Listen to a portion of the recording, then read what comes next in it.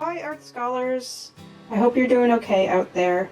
This week we're going to be working on a multimedia artwork. So multimedia means it combines different materials. So we're going to start off setting up a still life. This is my still life. You can pick any thing for your still life. I recommend 3 to 5 objects. Setting it up. And I have an ellipse in my drawing. I would recommend having an ellipse since we talked about ellipses. And I also put that little block there because then I can show you the 2-point perspective that we worked on. See how you can see the corner and it goes back in two directions. And then, so here we're going to work on drawing it. So we have pencils and an eraser. And then after the drawing part, you're going to be invited to also use 2 different materials from your house that you add onto it. So what I did is I made some really strong coffee here, and I have a paintbrush, but if you don't have a paintbrush, you can use your fingers or a fork or a toothbrush or anything, and you can mix up things from spices or eggs or anything from your house or flowers. And then also I painted with that. And also I glued on some things from my yard. So I glued on some flowers and things onto my drawing. So it combines drawing and painting and gluing things. And you can use paper or ripped things or whatever you want. And if you don't have glue, you can just put the things there and take a photo of it, and then it will look like they're glued on, even though they're not. So you can take a photo like that, and then you'll see, and it will look like they're glued on. So I have drawing, coffee, and petals stuck on my drawing. So let's get started. Here is my setup that I've prepared for myself. I have my paper, I have a few pencils and an eraser, and I played around with trying to make a nice still life. I put a sheet over a chair, and then I put my still life in front of it so that I would not have a distracting background, just a simple blue background. I lit it from the side here. I have a light here shining from one side because then the shadows and highlights are more dramatic. So I set up lighting the way I thought would be interesting. So I set up lighting, I set up the still life, and I tried to simplify the background, and that's what I would recommend for you, choosing 3 to 5 objects and trying to choose a simple still life setup. Okay, I'm going to start to draw my still life now, and I'm going to start with the biggest shape so I can see how big it will be on my paper. I don't want to draw it too small. I want it to fill up my paper in an interesting way. So I know that the horizon line is kind of behind the cup, so I'm going to put it high up here because I'm looking down on my cup. And when I'm doing this part, I'm trying to draw very lightly. And it's okay to draw guidelines, like I might not have this in the end, but I'm drawing it now. Now I'm going to draw my ellipse for my top of my teacup. Now remember in our ellipse lesson, you sometimes have to feel around to get the shape of the ellipse. And you don't want your ellipse too pointy, like this, not pointy. You don't want it too kind of wide like that.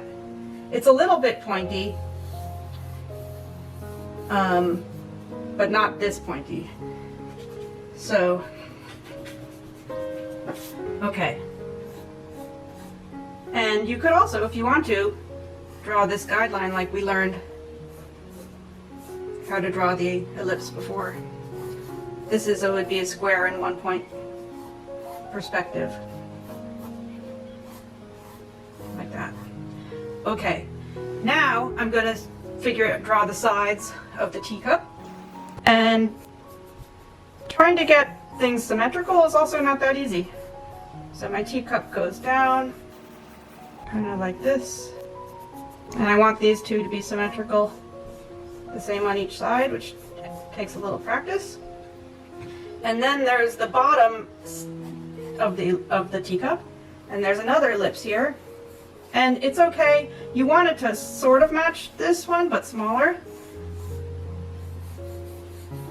And it's good to draw to kind of pretend like it's like you can see through it, because then you'll get the curve of the ellipse better. Okay, and then there's also the plate, which I see even more from above. So I'm going to draw the whole ellipse through the teacup, because then I can feel the shape of the ellipse better.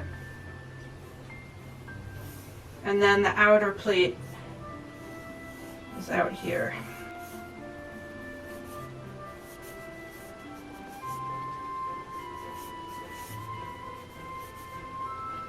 I'm going to draw the handle now. The top of the handle, as I'm seeing it, lines up with about here. Maybe lower. So the handle's here. It's a little bit like the shape of an ear. Comes out.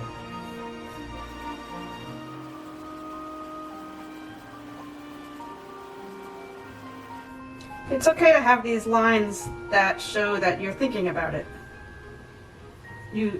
Nobody's expected to get this right the first time that they sketch it. It takes a few lines to figure out, like, this is not quite symmetrical, maybe I'll fix it later. You know, I can erase these later.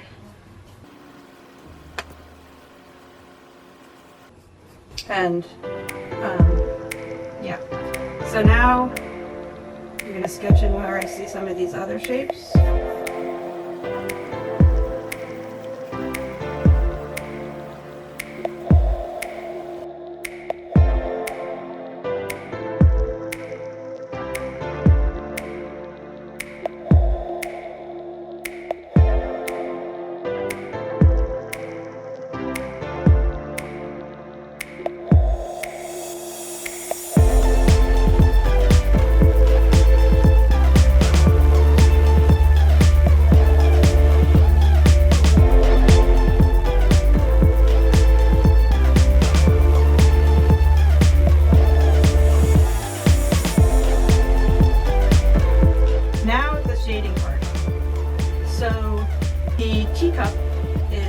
Let's focus on the teacup for a little bit.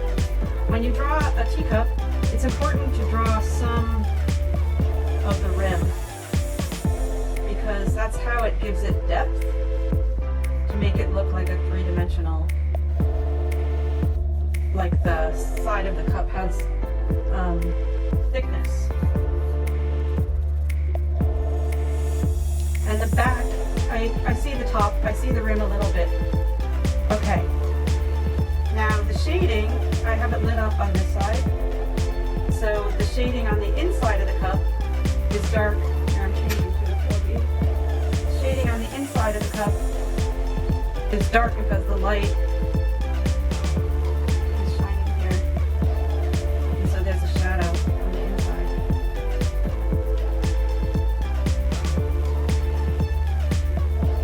And kind of like I see a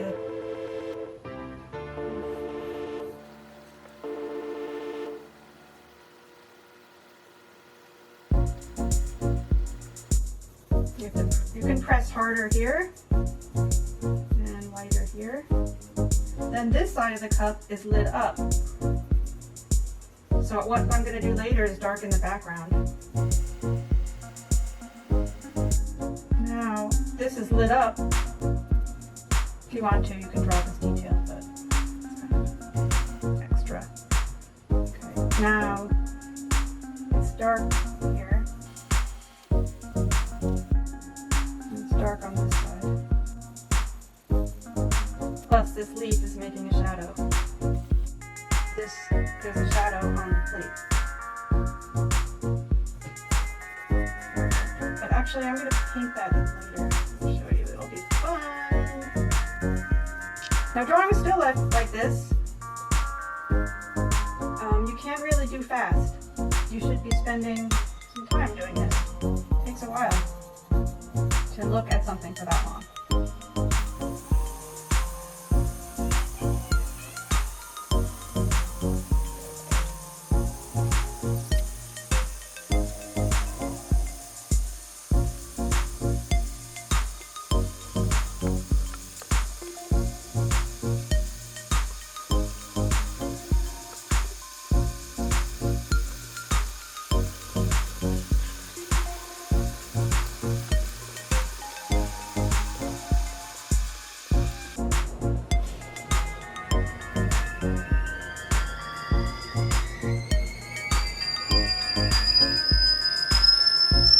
Okay, that's my kettle because I'm going to make some coffee peat.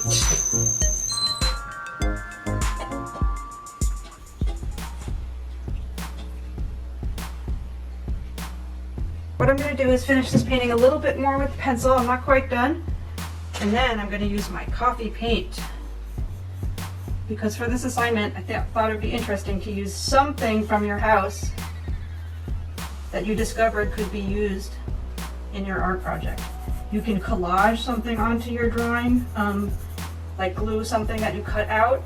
You can paint with some unexpected paint that you have around the house, like coffee paint, or some spices you can mix with egg yolk to make paint. So this has a shadow here. Sharpen it up a bit here with the pencil. Now I'm showing the light of the rim. I think I might need to go in with an eraser here a bit. I'm gonna imagine this is another leaf here. Try to make these edges have high contrast. Look at the contrast to see if things are standing out. Now I'm gonna go back in with my eraser and make sure my highlights are really standing out. They got a little smudged. I didn't really do the handle. Okay, so the handle has a little bit of shadow on this side, and then actually you can see more of the inside of it. And what I'm going to do is shade in here.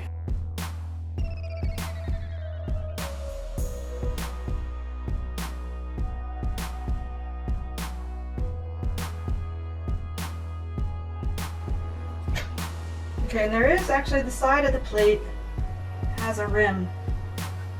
So you see the rim has a thickness, is what I'm saying. You can see the rim here. Goes around and it starts to disappear here. So the top of the plate is shaded a bit. Okay, now I'm going to play with my coffee. I think it's going to work. Okay, what I'm going to do is use my coffee to do a little painting on the background, mostly, to paint the cloth.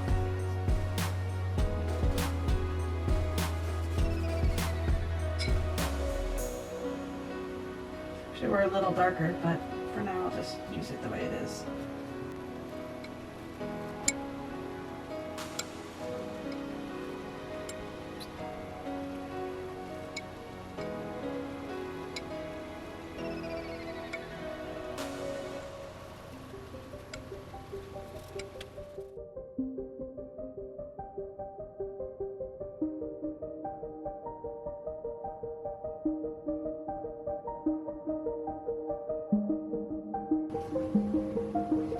Okay, am I done yet? I'm not sure. I think maybe I put too many there. It would be fun to have something in the middle here. What do I have? I mean, I could put a real... Oh, that looks good because it's brown like the coffee.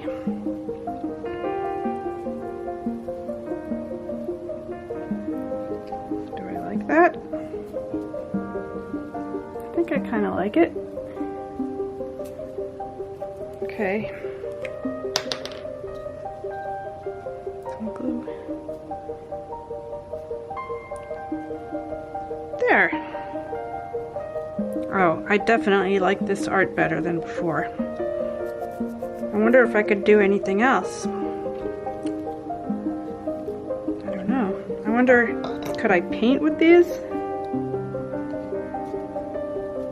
No, that doesn't really work. I thought maybe I could get some yellow out of this, but I can't really.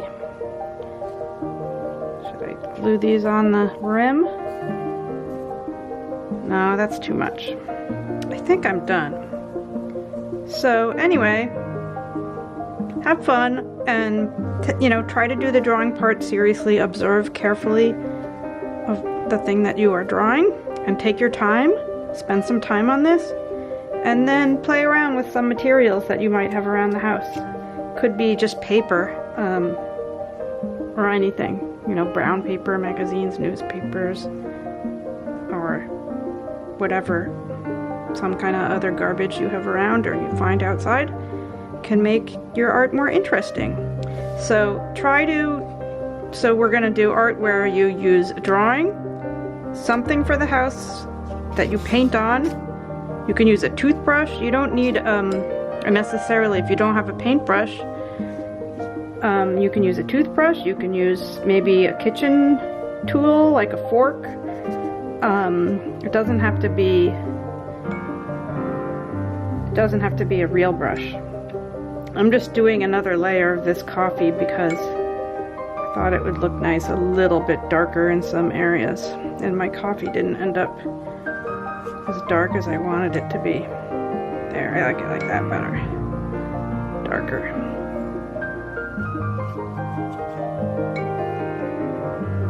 That's better. A little darker toward the bottom here. Yeah.